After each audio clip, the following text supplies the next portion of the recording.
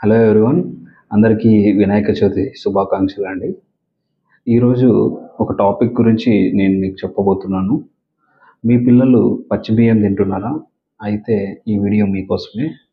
సాధారణంగా పేరెంట్స్ వాళ్ళ పిల్లల్ని తీసుకొని వస్తూ ఉంటారు. మా పిల్లోడు తెల్లగా ఉన్నాడు, పాలిపోతున్నాడు, వెయిట్ పెరగట్లేదు, తర్వాత ఏమి తినట్లేదు, కడుపు నొప్పి అంటున్నాడు అని వస్తూ ఉంటారు. సో వాళ్ళని క్రాస్ చెక్ చేసుకుంటే వాళ్ళు మట్టి తినడం కానీ, ఇట్లా పచ్చి బియ్యం తినడం కానీ, నాన్ న్యూట్రిటివ్ సబ్స్టెన్సెస్ లైక్ గోడకుండే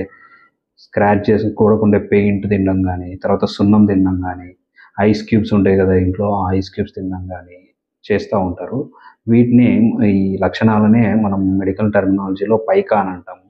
ఈ పైకా అనేది ఐరన్ డెఫిషియన్సీ, మన బాడీలో ఐరన్ డెఫిషియన్సీ అనేది తక్కువ ఉన్న వాళ్ళల్లో ఈ లక్షణాలన్నీ మనం చూస్తూ ఉంటాము.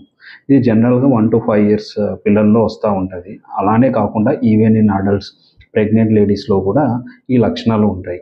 మీకు ఇలాంటి లక్షణాలు ఉన్నాయని మీకు అనిపిస్తే please visit nearby hospital and check your iron levels.